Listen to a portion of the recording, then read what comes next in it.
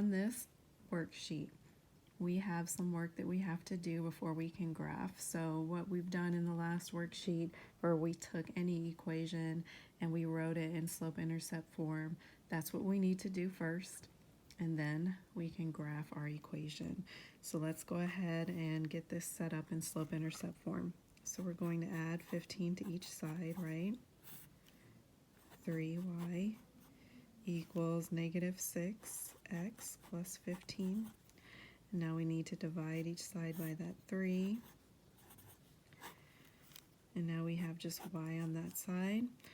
So negative 6 over 3 will give you what? A negative 2x. And positive 15 divided by 3 will give you what? A positive 5.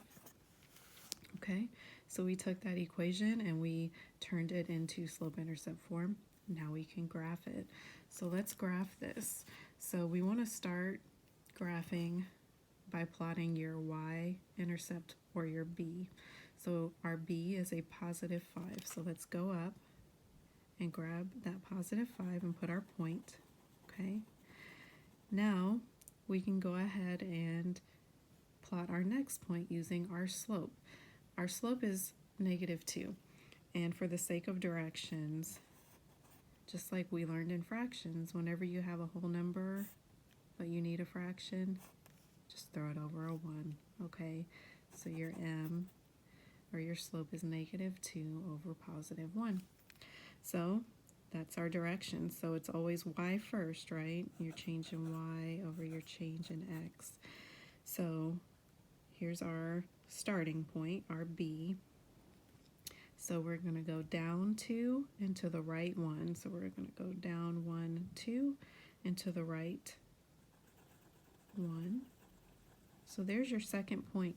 And you can really go ahead and graph your line from there, but if you want to have more points, you can go ahead and keep using slope to do that. So let's find another point. From this point, we're going to go down 2 and to the right 1. And there's your next point. We can do it again, go down 2 and to the right 1, and there we can see our line. And I don't have my ruler, but if you're plotting your points and you're not seeing something that's going to line up and give you a line, something's off. Okay, so just go back and check your math, and that was terrible.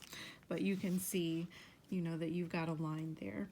So try the rest of these. Just move them into your slope-intercept form. Go in and plot your b or your y-intercept first, and then just follow your directions or your slope to get your next points to graph your line.